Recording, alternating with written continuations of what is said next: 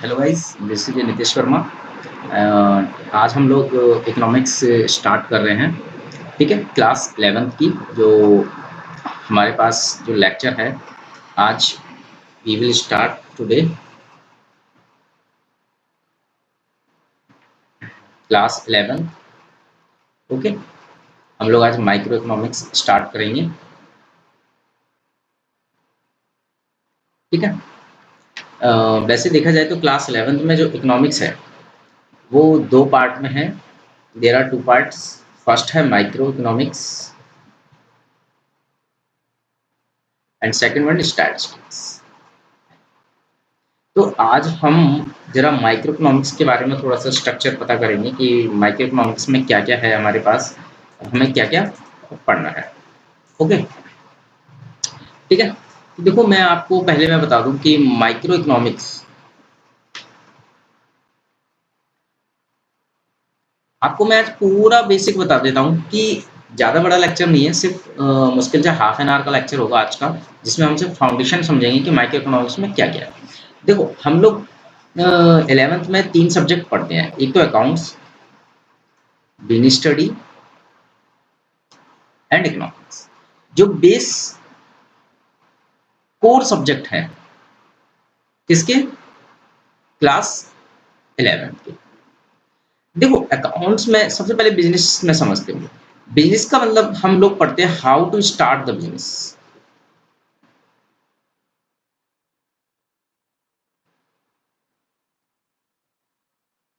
Accounts में हम लोग पढ़ते हैं कि बिजनेस की रिकॉर्डिंग कैसे की जाए। ठीक है। और इकोनॉमिक्स में जो हम पढ़ने वाले हैं, इकोनॉमिक्स में हम लोग पढ़ते हैं स्ट्रैटेजी, हम थिंकिंग पावर,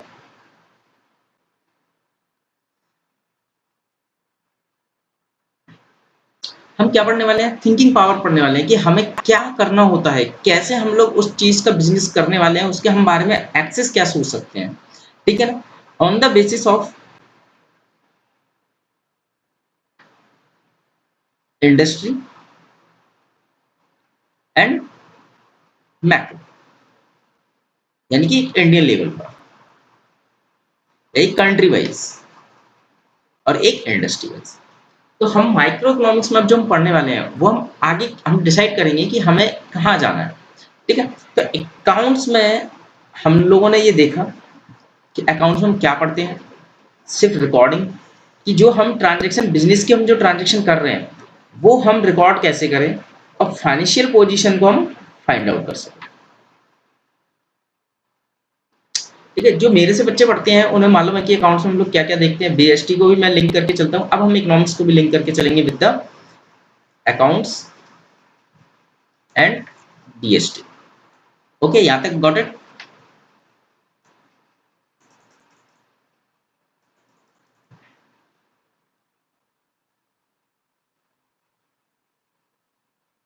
देखो,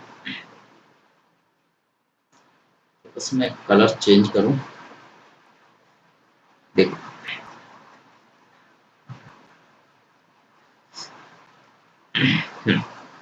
तो देखो,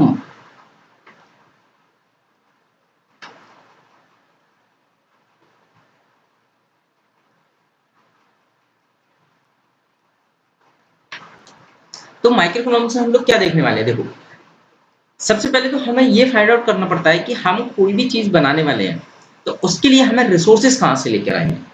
तो सबसे पहले हमें रिसोर्सेज के बारे में पढ़ना पड़ेगा, जो हमें माइक्रो इकोनॉमिक्स बताइए कि रिसोर्सेज क्या क्या होते हैं। ठीक है। रिसोर्सेज के बाद हम क्या पता लगाएंगे कि कंज्यूमर्स, की डिमांड क्या है और हम उसको कितना सप्लाई कर सकें, तो हमें ये भी पढ़ना पड़ेगा। लेकिन डिमांड करेंगे तो हम किस प्राइस पर करें, तो हमें प्राइस भी पढ़नी पड़ेगी। प्राइस के बाद हम उसको प्रॉफिट पर लेके जाएंगे तो हम उसकी कॉस्टिंग निकालनी पड़ेगी कि उसकी कॉस्ट क्या है। ठीक है। कितनी लेवल पर हम प्रोडक्शन करें, हमें ये भी पढ़ना है। सप्लाई में देखो, हम सप्लाई करेंगे तो प्राइस ही तो करेंगे, करना पड़ेगा ना, तो हमें रेवेन्यू बढ़ना पड़ेगा इसके लिए। रेवेन्यू के बाद हम लोग ये डिसाइड करेंगे कि किस प्राइस पर हम उसको सेल करें, यानी सेलिंग प्राइस। तो हम इसका नाम देते हैं प्राइस डिटर्मिनेशन।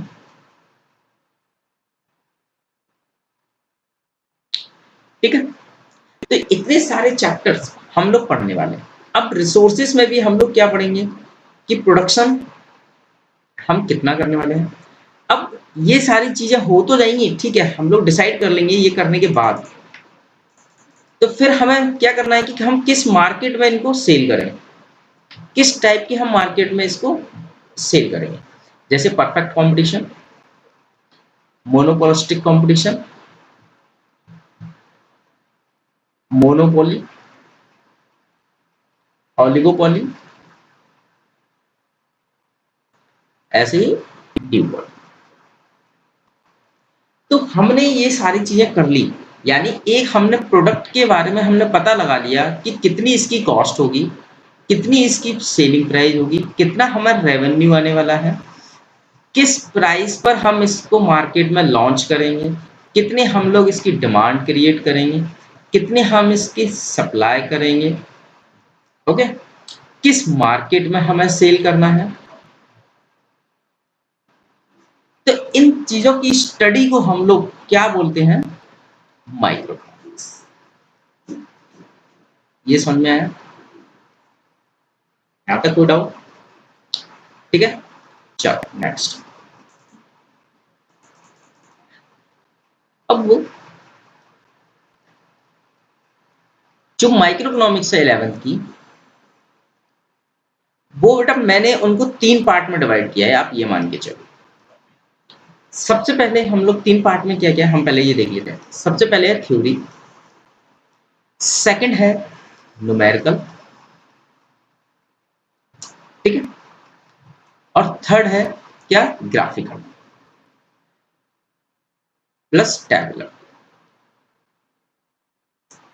ओके, ये 3 चीजें हमें पढ़नी है पूरी माइक्रो इकोनॉमिक्स में। आपको इन तीनों चीजें ही आपको मिलेंगी। Theory means concepts, numerical means जैसे हम जानती है क्वेश्चंस, और यहाँ पर है ग्राफिकल, यानी आपको बहुत सारे ग्राफ मिलेंगे जो कि किस बेसिस पर होते हैं, ऑलवेज टेबल पर। यहाँ तक कोई डाउट?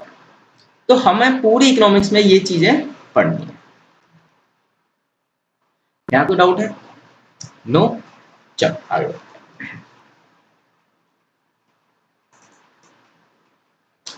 अब मैं बता दूं, थ्योरी तो हम चैप्टर वाइज पढ़ेंगे, यहाँ पर तो कोई डाउट नहीं है।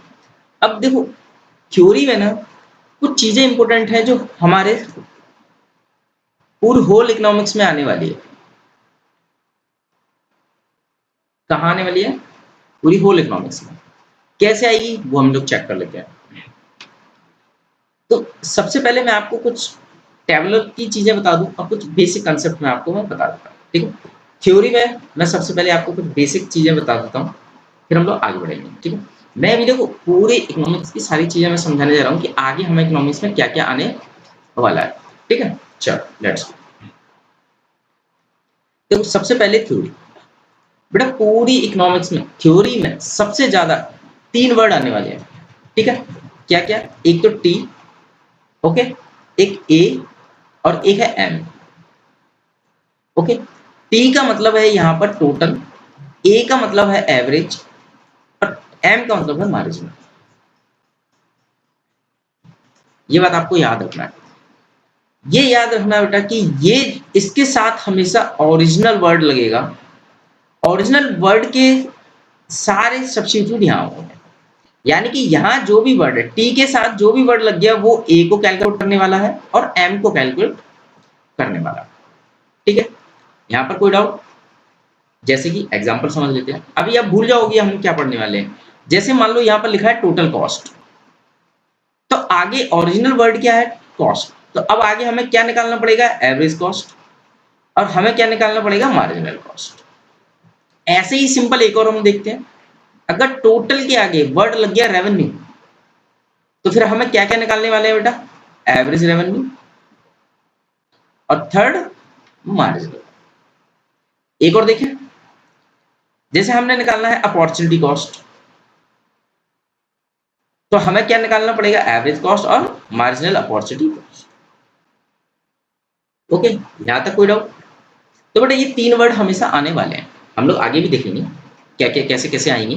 ठीक है, अभी हम लोग कुछ भी नहीं, हम सिंपल हम समझ रहे हैं। जैसे टोटल के आगे एक और वर्ड लगा दो, जैसे कि सिंपल, चलो जैसे प्रोडक्शन, प्रोडक्ट, तो इस वर्ड के आगे क्या लग गया, टोटल प्रोडक्ट। अब एवरेज प्रोडक्ट और थर्ड मार्जिनल प्रोडक्ट। यहां तक कोई डाउट? नो, चलो ठीक है। ये तो हुआ थोड़ा सा थ्योरेटिकल पार्ट। अब मैं आपको बताता हूँ ग्राफिकल पार्ट का। ठीक है बेटा, एक बात ध्यान रखना, इकोनॉमिक्स का मेन ही एक ऐसा होता है कि इसमें हर चीज के एक ना एक एक्सेप्शन होते हैं। यानी हर चीज होगी लेकिन उसकी हर चीज एक एक्सेप्शन भी होगी। तो एक्सेप्शन को आप साइड में रखना, पहले हम लोग ये सारी चीजें पढ़ लें। ठीक है, तो देखो सबसे पहले मैं ग्राफिकल में बता रहा हूँ कि हमें ग्राफिकल कैसे समझना है। पूरी ग्राफ का सिर्फ कुछ ही फंडे हैं, इसके अलावा कुछ नहीं है फंडे। मतलब कि हमें क्या ध्यान रखना है कि जो भी ग्राफ बनने वाला है उसके पीछे क्या लॉजिक है। लॉजिक में अभी, सॉरी, आपको मैं अभी समझा देता हूँ। आपके 99% आपके ग्राफ क्या हो जाएंगे, सॉल्व हो जाएंगे अभी इसी बात पर। ठीक है, तो हम लोग आगे बढ़े। चलो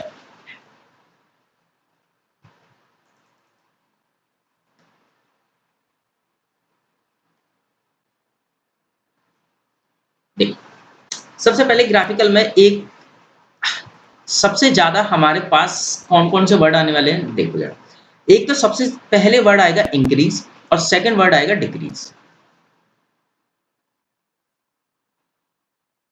फिर इनके दो छोटे भाई भी हैं, वो भी हम समझेंगे। इंक्रीज का एक छोटा भाई है क्या, एक्सपेंशन, और सेकंड कॉन्ट्रैक्शन। ठीक है, लेकिन अभी हम इन दोनों को थोड़ा साइड में रख दें, अभी हम इनकी बात नहीं करेंगे। ठीक है, तो सबसे पहले हम लोग किसकी बात कर लेते हैं,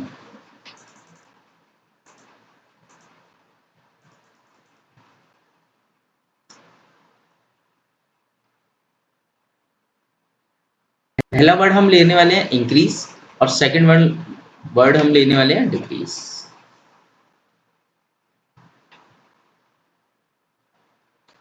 अब देखो पहले फटाफट समझते हैं।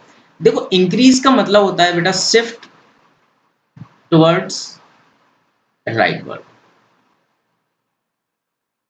ठीक है, लेकिन इसका रीजन क्या होना चाहिए, बेनिफिट या फिर प्रॉफिट। ठीक है, डिक्रीज का मतलब होता है बेटा, देखो शिफ्ट टुवर्ड्स राइट वर्ड और अबव, यानी ऊपर की साइड। ठीक है, डिक्रीज का मतलब होता है शिफ्ट टुवर्ड्स लेफ्ट वर्ड और डाउनवर्ड। ठीक है, प्लस लॉस या फिर एनी रेस्ट्रिक्शन। ठीक है, इसका मतलब क्या होता है, डिक्रीज होना।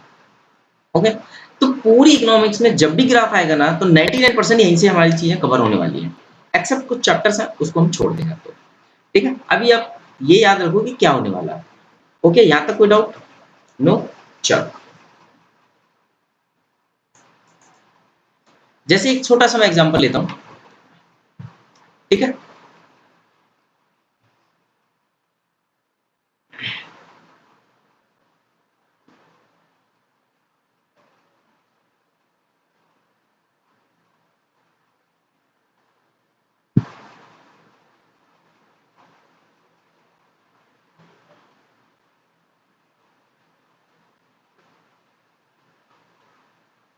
चलो जैसे सपोज एक ये ग्राफ है कोई भी, ये मान लो ये ग्राफ है। अब मैंने बोला देखो ये पता नहीं है आपको किसका ग्राफ है। ठीक है, हम लोग सिंपल सिंपल फंडा चलते हैं। सपोज आप ये मान के चलो किसी भी प्रोडक्ट में टैक्स लग जाता है, टैक्स इंक्रीज। अब बताओ जरा क्या होगा, टैक्स इंक्रीज अगर हो रहा है तो आप ये सोचो कि सबसे पहले तो ये बेनिफिट हो रहा है या लॉस हो रहा है किसी भी इंडस्ट्री। तो सबसे पहले तो हमने ये चेक किया कि लॉस, बेनिफिट नहीं हो रहा। इंडस्ट्री पर टैक्स बढ़ने के कारण क्या होगा, उनकी कॉस्ट बढ़ जाएगी और कंज्यूमर को लॉस होगा, बिजनेसमैन को भी लॉस है ना, प्रॉफिट कम होगा ना, प्रॉफिट रिड्यूस। तो इट मींस ये जो ग्राफ है वो किधर शिफ्ट होगा बेटा, लेफ्टवर्ड या राइटवर्ड? ऑब्वियसली लेफ्टवर्ड, क्योंकि ये क्या हो रहा है, लॉस हो रहा है, तो ये शिफ्ट इस साइड हो जाएगा। ओके, ठीक है, तो लेफ्टवर्ड, तो ये न्यू ग्राफ होगा। ओके, यहां तक कोई डाउट? चलो ठीक है। अब सेकंड, जैसे सपोज ये कोई भी ग्राफ है, अब बताओ जरा, अगर मान लो फ्लड्स आ गए या फिर ड्रॉट आ गया, सूखा पड़ गया, या फिर तूफान आ गया, वॉल्केनोज आ गए, तो ये ग्राफ किधर कर ट्रांसफर होगा, राइटवर्ड या लेफ्टवर्ड? Leftward, okay, correct.